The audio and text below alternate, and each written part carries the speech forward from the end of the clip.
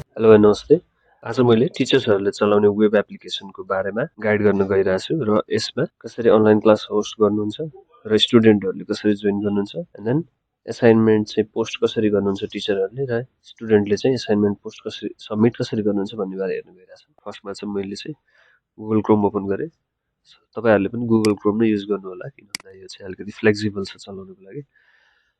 र तपाईँले चाहिँ यसरी ब्राउजरमा गएर चाहिँ के टाइप गर्नुपर्ने हुन्छ जस्तै स्पेलिङ एकचोटि चेक गर्नु होला टिचर डट ACADEMEPLUS.com है यो स्पेलिङ एकचोटि चेक गर्नु होला teacher.academyplus.com है र यो teacher.academyplus को लिङ्क चाहिँ मैले तल डिस्क्रिप्सनमा पनि दिएको छु र बटम लेफ्टमा पनि हेर्न सक्नुहुन्छ तपाईँहरूले चाहिँ यो लिङ्क चाहिँ मैले त्यहाँ पनि प्रोभाइड गरेको छु है इन्टर प्रेस गर्नु अनि तपाईँको यहाँनिर चाहिँ तपाईँले चाहिँ यहाँ बारम्बार आएर चाहिँ यहाँ युआरएल टाइप गरिराख्नु पनि पर्दैन जस्तै तपाईँले चाहिँ कम्प्युटर डिभाइसबाट चाहिँ एक्सेस गर्नुभएको छ भने यो तीनटा डटमा गएर तपाईँ चाहिँ मोर टुल्समा गएर यहाँनिर क्रिएट सर्टकट भन्ने छ क्रिएट सर्टकट गर्नुभयो भने तपाईँलाई यस्तो डिस्प्ले हुन्छ तपाईँले ओपन एज विन्डो गरेर क्रिएट गर्नुभयो भने चाहिँ तपाईँको चाहिँ अब के हुन्छ यो चाहिँ तपाईँको डेस्कटपमा आएर बस्छ यसरी अनि बारम्बार तपाईँले चाहिँ लगइन आइडी पासवर्ड हालिराख्नु पनि पर्दैन।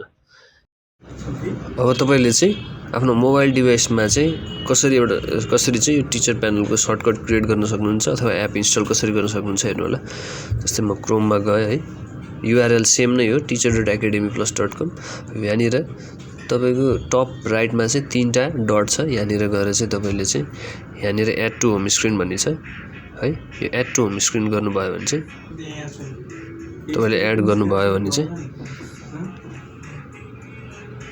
तपाईँको एकाडेमी भनेर चाहिँ यसरी आउँछ है तपाईँले चाहिँ यहाँनिर ट्याप गर्नुभयो भने एकाडेमी प्लस भनेर यसरी खुल्छ र तपाईँले लगइन प्यानलमा लैजान्छ। यदि लगइन भएको अवस्थामा चाहिँ लगइन भएको अवस्थामै लैजान्छ तपाईँलाई है।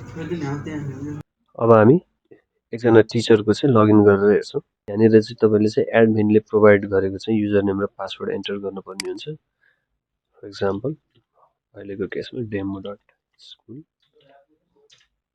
यो इन्फो चाहिँ तपाईँले चाहिँ एडमिन डिपार्टले चाहिँ प्रोभाइड गर्छ है। यो लगइन गरिसकेपछि चाहिँ यहाँनिर चाहिँ यो एडमिनले पोस्ट गरेको चाहिँ न्युज चाहिँ यसरी डिस्प्ले हुन्छ। अब चाहिँ टिचरहरू अनलाइन क्लास होस्ट गर्नको लागि कहाँ जानुहुन्छ अनलाइन क्लासमा जानुहुन्छ। यहाँनिर चाहिँ एडमिनले सेटअप गरेको यो टाइमलाइन डिस्प्ले हुन्छ र तपाईँहरूले के गर्नुपर्ने हुन्छ भन्दाखेरि ओपन गर्नुपर्ने हुन्छ। ओपन गरिसकेपछि चाहिँ स्टुडेन्टको एपमा चाहिँ नोटिफिकेसन जान्छ अनलाइन क्लास सुरु हुन लागेको छ भनेर चाहिँ नोटिफिकेसन जान्छ र टिचरले चाहिँ अब टु क्लास गर्नुभयो भने चाहिँ यहाँ चाहिँ जुमको युआरएल अटोमेटिक खुल्छ र जुम अटो खुल्छ है।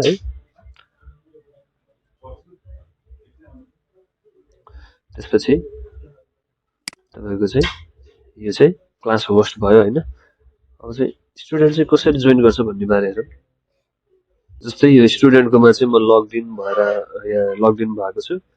मैले नोटिफिकेसन चेक गरेँ भने online class of class 3 English will be started soon please be ready भनेर यसरी चाहिँ नोटिफिकेसन आउँछ है।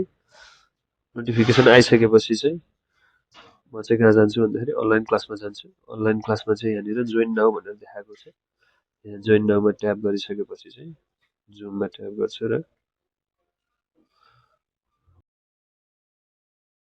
यसरी चाहिँ तपाईँको चाहिँ यो स्क्रिनमा देख्न सक्नुहुन्छ एडमिट भनेर आउँछ। एडमिट भनेर आइसकेपछि चाहिँ यहाँनिर देख्न सक्नुहुन्छ एउटा स्टुडेन्ट चाहिँ यहाँ जोइन भएको छ। ल तपाईँको अनलाइन क्लास चाहिँ यसरी नै होस्ट हुन्छ है। अब एकचोटि क्लास चाहिँ होस्ट भएर कम्प्लिट भइसकेपछि चाहिँ तपाईँले चाहिँ क्लासलाई एकचोटि क्लोज गरिदिनु पर्ने हुन्छ यहाँ आएर। नेक्स्ट भनेको एसाइनमेन्ट हो। एसाइनमेन्टमा चाहिँ तपाईँले के गर्नुपर्ने हुन्छ चाहिँ प्लस एसाइनमेन्टमा जानुपर्ने हुन्छ।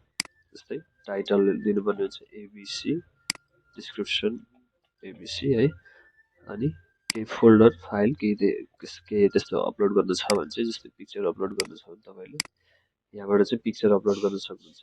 सर फाइल अपलोड गरिसकेपछि तपाईँले चाहिँ यहाँ क्लास सेमेस्टर सेक्सन सब्जेक्ट यो सेलेक्ट गरे चुज गरिसकेपछि सबमिट एसाइनमेन्ट गरिदिनु भयो भने चाहिँ यो एसाइनमेन्ट चाहिँ स्टुडेन्टको एपमा जान्छ र स्टुडेन्टले चाहिँ त्यही अनुसार चाहिँ एसाइनमेन्ट गरेर चाहिँ सबमिट गर्छ है।